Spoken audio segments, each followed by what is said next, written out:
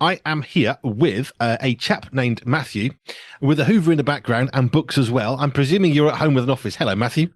Hi, Andy. Yes, I'm at home in the office. Yes, with my nice little study with my selection of books. I do like seeing a collection of books. You can see mine just over my shoulder. Yes, Yeah, certainly. books are Yeah, good. I know we're in the digital age. I know this is a digital radio station and digital's brilliant, but I still love something yeah. I can hold in my hands. The smell of the paper and the ink is something for me you can't beat. You can't beat it. Yeah, yeah. And I always think that books always make you look more intelligent than what you actually are. So yeah, it's good for your PR, as it were. That's one way of looking Good, at it. good. Okay, now we're going to come on to It Is Well, which is a musical you're putting on through Salt&Light Productions, which you are part of. I want to Yeah. come on to that later. But just let's start at the obvious one. What is Salt&Light all about? Okay, so Salt and Light Events, we're a limited company, and the purpose of our existence is really to put on high quality events that are designed to equip, empower, and embolden believers in their witness. And so often when it comes to our own witness, inviting a friend, family member to church can be a bit of a big thing. So what we try to do is we try to break down those barriers, ideally put on events, ideally in neutral venues, that just makes it easier for family members to invite family members or friends to an event which is cringe free, but a way of just introducing the Christian message in a way that creates opportunities for discussion with friends and family members. So that's really what we're about. I love what you just said, cringe free. Yes, exactly. Yes. Yes, I perhaps suspect you may have been to some of those that were not cringe free, as I have been as well. Were you thinking, Yeah, really, can we not do better than this? yeah, I totally get that. Yeah, and I think it's really important that as as believers, we're representing the name of Christ, and I think it's important that we do things to the best of our ability. And yeah, I think we want to try and make the message of the gospel presentable, to those who are kind of on the fringes of the faith, as it were. So yeah, that's what we're about. Oh, I really believe in authenticity. We haven't got to put on the proper, I don't know, Andrew Lloyd Webber style musical in our local church. Yeah. We can do what we can do, but let's do what we can do. Let's do it really well, because Yes. then our authentic love and passion for Jesus Christ can literally shine rather Yes. than overstretching. I think, which is sometimes we try and do more than we can do, and we don't do it quite so well as we could have done if we just Yes. Yeah. restrict just a tad.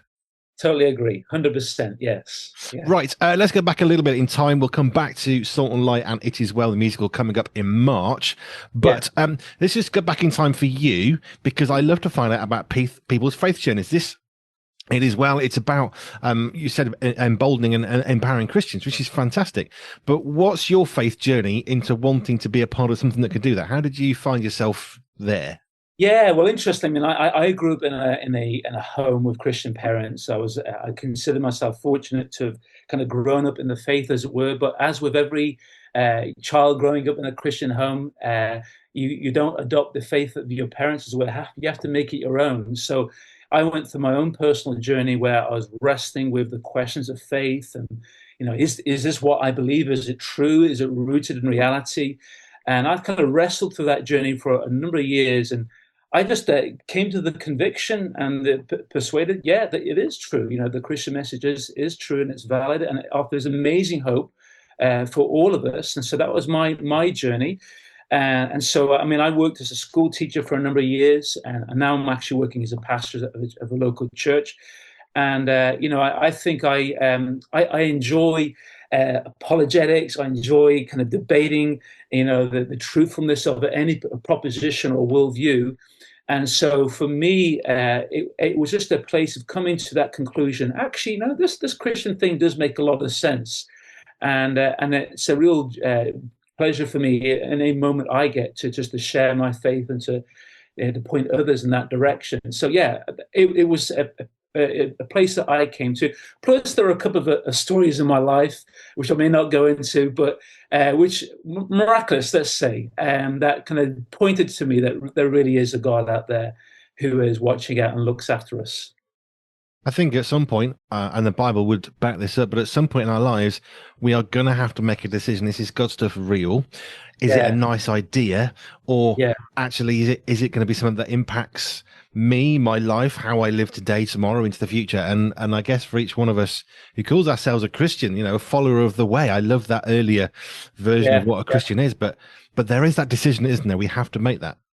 That's right. Yes, there comes a point where we've got to make that decision. Yeah, and that does require just that initial leap or step of faith, as it were. But listen, I know that anyone who's taking that step of faith, I don't know if anyone has ever regretted that decision. And there's plenty of evidence there to give us a reasonable choice of decision. But then there's that come a point where we say, okay, God, I'm stepping out here. I'm putting my trust in you. And at some point, we've got to make that decision. Absolutely. Right. So that's a little bit of a snippet of your life, your faith. It's interesting to me. Some people are raised in a home that would call itself very much Christian in an action way. Many people don't, conversely. Yeah.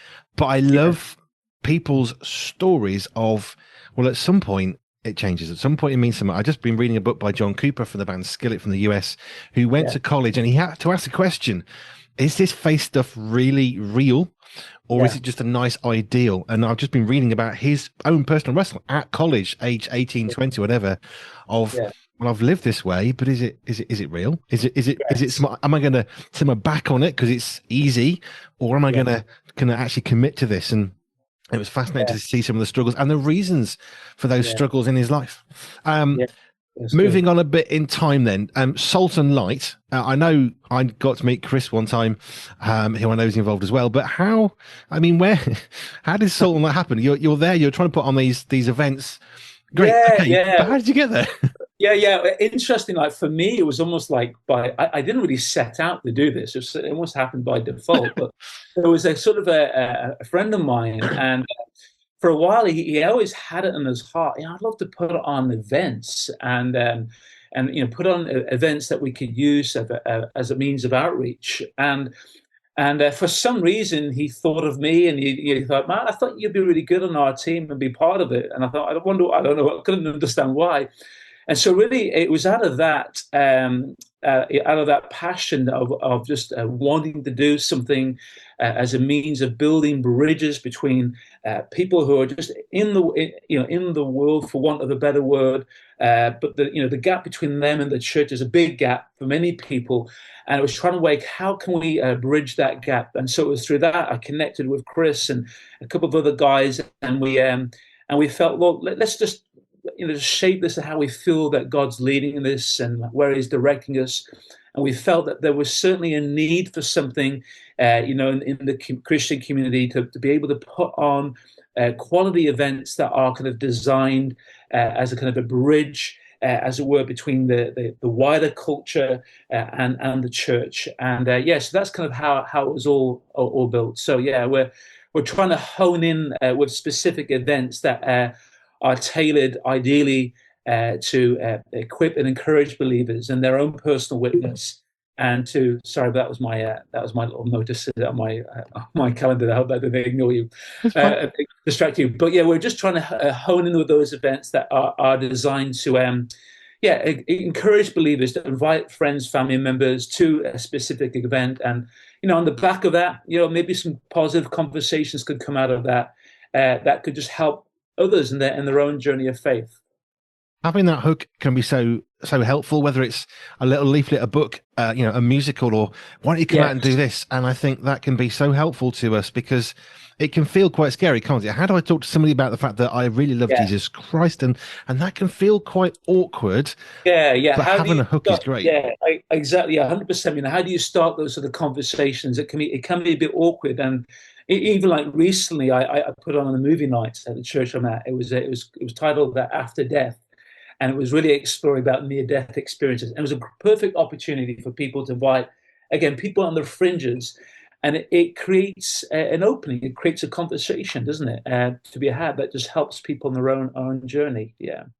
I want to circle back to it as well, which we haven't even yet properly talked about. But what else has Salt&Light done so far? Where might we have been to one of your events?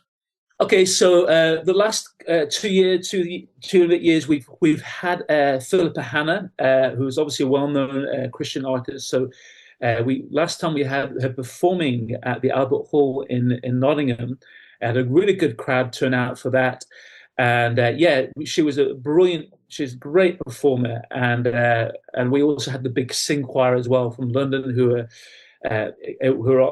on yeah, my mind's gone blank on one of these talent show TV programs. So yeah, we've had Philippa Hannah on a few times. So yeah, so we're still relatively new on our early days at this point in time, and we do hope over time to be putting on more events as time progresses.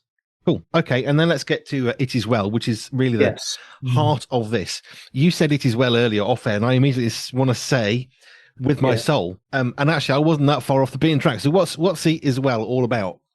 Okay, so it's, as I think I may have mentioned, it's a musical performance. It's performed by Handiwork Productions, and basically it's the story behind the famous hymn "It Is Well with My Soul." I think a lot of people will be familiar with this great hymn, and it's a story. It's an incredibly true story of the Horatio Spafford, who penned those words after experiencing unimaginable loss. He lost his. I don't want to try and give a spoiler alert here, but I won't. But he went through deep personal loss in his life, and on the back of that loss, he penned those incredible words. You know, when peace like a river attendeth my way, and he penned those words out of his unimaginable loss. He demonstrated an unshakable faith and hope in God's peace during life's darkest moments. And so this musical brings to life that the story behind that hymn, and is an event. It's not just an event; it's also an experience that touches the heart, that strengthens your faith as well. And also, it's a great opportunity to invite friends or family members along, and a great opportunity even just to explore what faith is all about. Yeah. It is well. I do know the story, so I won't give the spoiler alert either. But yeah, he went through tragedy, and actually, when you look at some of the how do I refer to them appropriately? Some of the good old fashioned hymns. Let's just call it that. Yes. Yeah. Some of them, well, so many of them, they're not just some clever author who wrote down a bunch of stuff that rhymed really well to a good hymn that can rouse the soul. This was Yeah. personal experiences so similar to the stuff we read in the book of Psalms. It's, life's really sucky. It's horrid. God, Yeah. you failed me. And then you keep on going through to, but God, you are still there. And actually, no, it's actually going to be okay. And each one of the Psalms is beautiful because we can identify with them quite easily. We just read them and think, yep, I get that one. And it's the same with some of these wonderful hymns like It Is Well. I totally agree. I think some of the greatest hymns and songs of history were penned out of unimaginable pain in life, and yet it's that interface of pain and faith in God that actually brings something powerfully redemptive. We all know we live in a world that is broken and that is soaked with pain, and for many people that is like an obstacle to faith. But actually, when you come across the story of Horatio Spafford and the story behind it as well with my soul, you begin to realize that actually it's rather than questioning our faith, it's actually our faith that gives us strength, even in the most darkest moments in our lives. And I think if our listeners, your listeners come to this event, they will be strengthened in their faith. It will be encouraging for their faith as much as it is an opportunity to reach out to family members or friends who have not yet crossed that line of faith. I haven't yet heard of Handiwork Productions before today, but somebody's going to come. They're going to turn up. What can they anticipate? I mean, you talked about being cringe free. So, how are you making sure that this is a really high quality event for people to want to come to? Yeah, well, I mean, we one of my team members, I think you may have mentioned Chris, a guy called Chris is on our team. He's very good at sourcing our events that we organise, making sure that they are of good quality. So yeah, I'm very sure that this team will produce a high quality event, excellent acting, and a great performance. And yeah, so I'm really, really looking forward to it. It would be really good. Right. dates and times. So where is this going to be happening and when? Okay, so the event is going to be at the church at J28 Church in South Normanton on Friday, the 28th of March this year. And where's South Normanton? If people aren't local, whereabouts in the UK is Kind that? of Alfreton sort of way, sort of kind of near. Yeah, if you kind of go south, how might you get my geography right? Southeast, is it? Yeah, my geography. Southwest of Mansfield, up the M1. In fact, M1. If you just go up the M1, you can't miss it. Junction 28, M1, and you're there. You're there. North of Derby, south of Sheffield. I guess you're somewhere in that little patch, aren't you? Some of that region. Yes. Ish. So 28th of March, it is well. How do people get hold of tickets if they want to come? And I mean, are they going to be able to bring friends? How do the tickets work? Yeah. So you can, if you go to ticketsource.co.uk, so it's www.ticketsource.co.uk, and then if you type in there Salt and Light events, search for Salt and Light events, our event will come straight up there. And we've got at least 50 more tickets to sell. So come along, get your tickets, bring your friends along. Yes, it will be an amazing experience. So, Salt&Light Events, It Is Well is a musical by Handiwork Productions coming on the 28th of March, 2025, South Normanton. So, find the M1, which goes between London and Leeds, Junction 28, sort of south of Sheffield, north of Derby, and you're not far off. That's the region, yeah. You'll be fine. Cool. And bring a friend. Thank you, Matt. Absolutely. It's great finding new things and ways of people trying to engage in a society. Anything that can try and build up Christians is really a good thing. And it can, get involved with the local community is fab. It's always a good thing. So thank you for your time. And that website again is ticketsource.co.uk. Look for Salt and Light events, and then you can find It Is Well, the musical. Yeah. Looking forward to it. And hey, bring your friends along, guys. You'll not regret it. Matt from Salt and Light. Thank you. Bless you, Andy.